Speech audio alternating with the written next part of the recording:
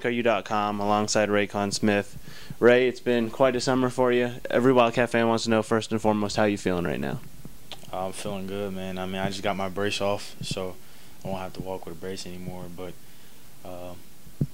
spirits are high, and we're just going through it until we can get through it.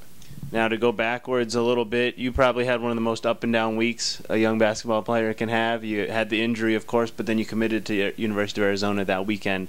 What's life been like since that commitment, since the injury? What's been going on with you? When I did the injury, it didn't hit me.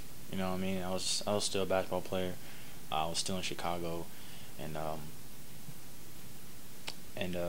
everyone was texting me about, you know, Ray, I'm sorry, this, that. My dad was a little bummed out, and I got tired of the negativity. I'm a big positive person, so I just said, you know what, we're gonna make this a positive weekend.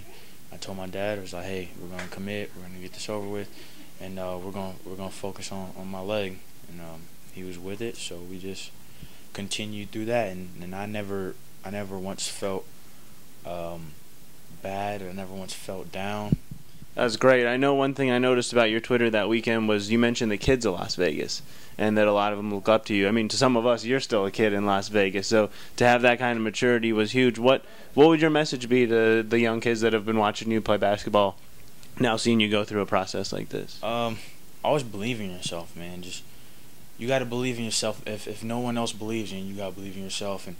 And I was actually blessed because there was a time where I never believed in myself, but my father and my best friend Devon, they believed in me, and once I believed in myself, I had the power to make others believe in me. And once they believed in me, we was just rolling from there, you know. And as you saw during the summer, I kind of rose in the rankings and things of such. But chase your dreams, man. I mean, if you can't do anything else, just work your butt off. Now you nailed it right there. It was a huge summer for you, hype-wise, you know, respect-wise. Your name was starting to get mentioned all over the place. How'd that feel, or do you think it was just a long time coming, or do you think something happened this year in your game that caused that?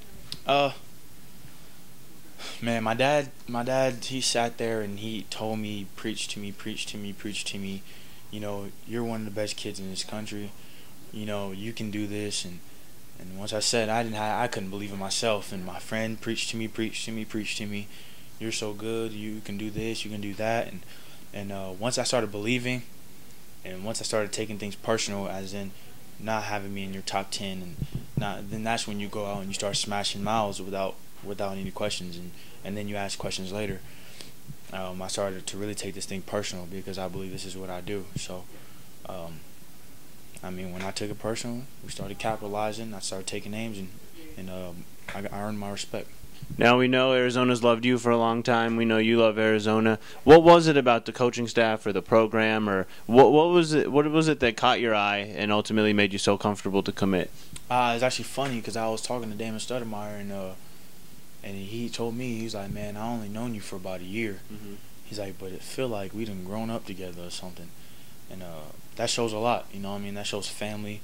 Sean Miller, great guy. He's like family also, but more of a coach. It's really strange. But he's a great guy, man. I mean, they're dead honest with me. I can talk to them about things other than basketball. It's just a family environment, and I live all the way out here in Las Vegas. So I could only imagine what it is in Tucson. Now, speaking of talking basketball, your versatility has always been one of your huge factors, and in the offense Arizona likes to run, I mean, that goes a long way. What have the coaches told you about how you could fit in with the style that they play? Well, with versatility comes great responsibility, which is actually something that I should actually mark down, because there's always something you could have done. You could have gotten that rebound. You could have taken your man. You could have one dribble pulled up. You could have posted the small guy up. So I just study myself. I just study myself my hardest, and we haven't really talked much about, you know, what I could be or what I'm going to do, not what I'm going to do, and we've just been talking about my leg and just trying to get better. But with versatility comes great responsibility. So I'm definitely study. That's a great line. Now, that week you committed and joined the Wildcat family, what was that like from your perspective? Did your Facebook blow up? Did your Twitter blow up? But what's it like when the Arizona fans get on you? Oh man, I had about 900 followers on Twitter. I had about 2,000 now. I mean, these fans are ridiculous, and I love it so much. You know, I'm kind of starting mess with other schools, and I don't know. It's just fun because I like representing myself, not only representing the University of Arizona, representing my school. So, I mean, I love the fans. I love all y'all, all of you guys. I love it. Now, you're an elite West Coast talent. You know, Arizona's an elite West Coast school. Every now and then a kid gets away like Chase, but what do you see about the pipeline that's being built? You know, Nick came through here from Phoenix, then Vegas. Brandon played in Vegas. Victor, played out here in Findlay. What are you starting to notice about the West Coast in Arizona? Well, I mean, there's only two teams that dominate the West Coast. You have Arizona, then you have UCLA. Mm-hmm. You're either going to play, if you want to stay in the West Coast, you're going to pick Arizona or UCLA. So I mean, I chose Arizona, and that's pretty much what happened. Now, just because you're not on the court doesn't mean you can't be improving your game. I know Kobe, when he was out with his ankle, he talked about it gave him time to really study the game, maybe view it from a coach's perspective. Is that how you're viewing this opportunity, off the court, or what are you making? How are you adjusting your game during this time, or planning to? I've watched my high school film a little bit in my room. While I'm icing on my dad's laptop, and I see a couple things. I see things that help that I could get better at, and things that I did pretty good. And it's actually funny because I went to Dream Vision game when I was like a week out almost, and I'm telling Justin Simon stuff that my dad's been telling me for years. Uh-huh. You know what I'm saying? And I sound just like him. It was ridiculous. I'm like, I sound like my dad. It's nasty, But yeah, so I mean, I'm studying it pretty much, and working on a mental.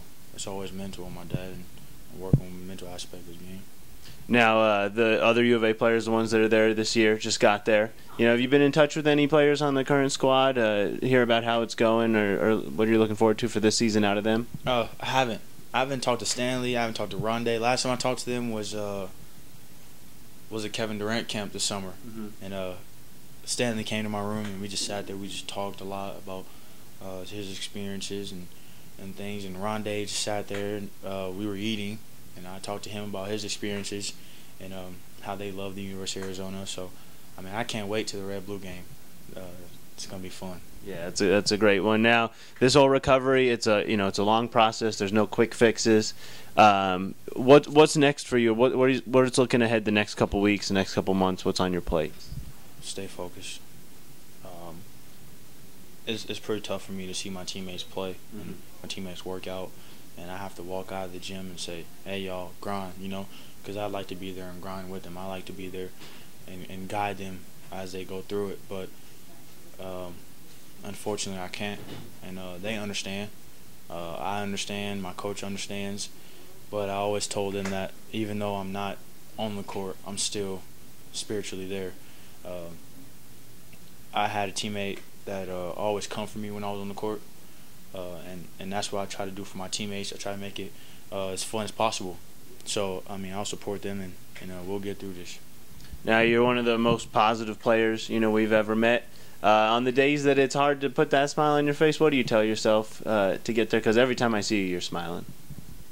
What do I tell myself? Yeah, or do you even on the tougher days?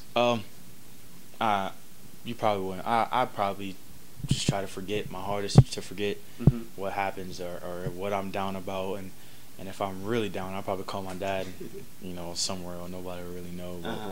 But I don't know. It's just a spirit you have to have dealing with anything. You gotta look at the positives. My dad has always taught me so. So I try my hardest to look at the positives and keep a smile on my face. Speaking of Vegas, you committed to Arizona. Chase committed to Duke. Zim's got his pick, basically, of schools. Last time I told you what people should look out for in Vegas, you said Ray Smith, and now they know what's coming from the three of you guys going to the elite of the elite. I couldn't tell you. I mean, the only thing I can tell you is what's coming from Ray Smith, truthfully. And that's hard work. That's focus. That's the mental aspect of the game, as well as the physical aspect of the game. That's now I have a story to tell. So, I mean, It's the full package. Expect the full package, as I'm gonna push to be the full package, and pretty sure Damon Stoudemire is gonna be on my neck to be the full package, which I am thankful for. So expect it all. Thanks, man. As always, good luck. We'll be there every step. All right, man.